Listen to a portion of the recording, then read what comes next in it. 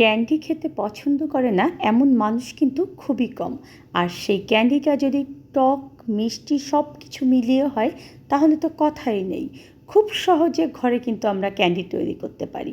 আসসালামু আলাইকুম, আমি কাউসার নূপুর। সব সময় চেষ্টা করি দোকানের লুক এবং টেস্ট কিভাবে ঘরে নিয়ে আসা যায়।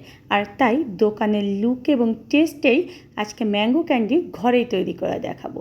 চলুন দেখে নিই একেবারে পারফেক্টভাবে সহজ রেসিপিটি। ভিডিওটা ছোট করার জন্য দেখুন যে আমি 3টে আম কিন্তু কাঁচা আম ছিলে ভালো মতো ধুয়ে একদম পরিষ্কার করে নিয়েছি। এখন এই আমগুলো আমাদের কেটে নিতে হবে।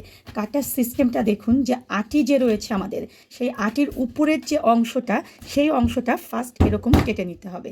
দেখুন এভাবে এই যে আটির উপরের অংশটা দেখুন যে আমি কেটে নিলাম। নিয়ে এটাকে আমাদের স্লাইস করতে হবে। এখন স্লাইসটা কিন্তু খুব বেশি পাতলা করা যাবে না, আবার খুব বেশি কিন্তু ভারী করা যাবে না। মোটামুটি একটা সুন্দর সাইজ করে আমাদেরকে স্লাইস করতে হবে এবং চেষ্টা করতে হবে সবগুলো স্লাইস যেন আমাদের সমান হয়। ফার্স্ট আমাদেরকে সবগুলো আম দেখুন যে এভাবে স্লাইস করে নিয়ে তারপরে আমরা ফিরে আসব।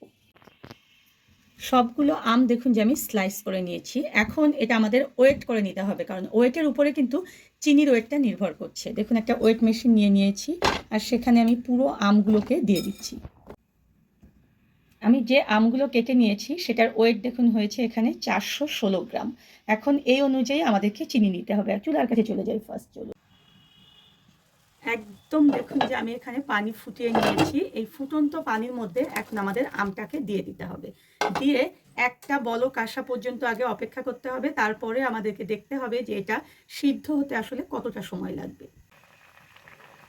আমটা যখন বরফ চলে আসবে তারপরে জাস্ট আমি 2 মিনিট এটাকে জাল করে নিয়েছি। চুলার জাল বন্ধ করে দিয়ে দেখুন যেভাবে কাঁটা চামচ দিয়ে দেখতে হবে যে এটা নরম হয়েছে কিনা। খুব বেশি কিন্তু নরম করা যাবে না, জাস্ট সিদ্ধ হবে। ঠিক তখনই চুলার জালটাকে বন্ধ করে দিয়ে এখান থেকে পুরো আমটা আমাদের ছেঁকে তুলে নিতে হবে। আমটা তুলে নেওয়ার পরে দেখুন যে এখন চিনির ব্যাপার। চিনি হচ্ছে এখানে আমি 100 গ্রাম পরিমাণ চিনি নিয়ে নেব। আমি যেহেতু 400 গ্রাম পরিমাণ আম নিয়েছি তাই চিনি এখানে আমি 100 গ্রাম ব্যবহার করব। পুরো চিনিটা দেখুন যে এই গরম আমের মধ্যে দিয়ে একটু আলতোভাবে এভাবে দেখুন যে যাতে ভেঙে না যায়, তাই পুরো আমটাতেই দেখুন যে চিনিটা লাগিয়ে নিতে হবে। পুরো আমের গায়ে দেখুন যে চিনিগুলো লাগিয়ে দিয়েছি। এখন সুন্দর একটা কালার হওয়ার জন্য আমি এখানে কিছুটা ইয়েলো ফুড কালার ব্যবহার করছি। এটা সম্পূর্ণ অপশনাল ব্যাপার, আপনারা চাইলে করতে পারেন, নইলে করার কিন্তু কোনো দরকার নেই। এখন এই ফুড কালারটা দেওয়ার পরে খুব বেশি কিন্তু আমাদের নাড়ার দরকার নেই, কারণ এই যে চিনিটা আমি গরম আমে দিয়েছি, চিনি কিন্তু অলরেডি পানি ছেড়ে দিচ্ছে। এই পানিটা যখন ছেড়ে দিবে তখন এই কালারটা পানির সঙ্গে মিক্সড হওয়ার পরে তখন আমরা এটাকে একটু নেড়ে দেবো। এই অবস্থায় এটাকে আমরা ঢেকে রেখে দেবো। আর এই ঢেকে রাখতে হবে আমাদেরকে 7 থেকে 8 ঘন্টা। দেখুন আমি 8 ঘন্টা এগুলোকে একদম ভিজিয়ে রেখেছিলাম চিনি দিয়ে। আর দেখুন যে কতগুলো পানি বের হয়েছে। এখানে কিন্তু কোনো রকম পানি ছিল না, চিনি গরমে গলে গিয়ে এরকম পানি তৈরি হয়েছে। এখন দেখুন যে একটা ট্রের উপরে আমি বেকিং শিট বিছিয়ে নিয়েছি, আর এই ট্রের উপরে এভাবে করে একটি একটি করে তুলে আমাদেরকে সাজিয়ে দিতে হবে। অবশ্যই মনে রাখবেন যে এই যে ট্রেতে আমি বেকিং শিট বিছিয়ে দিয়েছি, এটা না দিয়ে আপনারা ট্রেটার মধ্যে শুধুমাত্র তেল ব্রাশ করেও কিন্তু এটা দিতে পারবেন। আর এটা করা হয় যাতে করে শুকানোর পরে এটা ভালো মতো একদম উঠে যায়।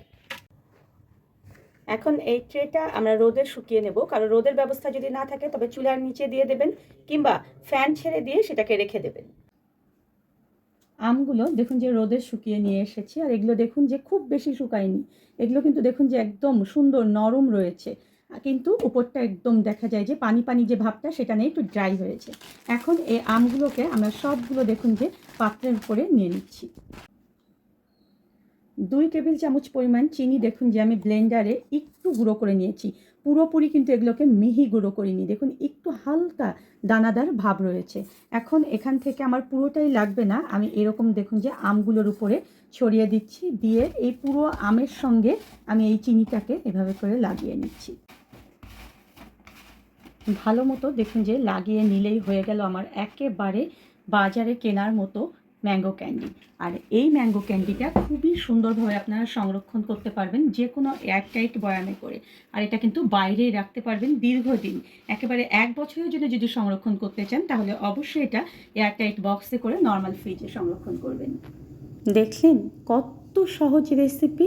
আর তাই কাঁচা আম ফুরিয়ে যাওয়ার আগে অবশ্যই কিন্তু সবাই একবার করে ট্রাই করবেন আর এভাবে ক্যান্ডি তৈরি করে ঘরেই সংরক্ষণ করবেন।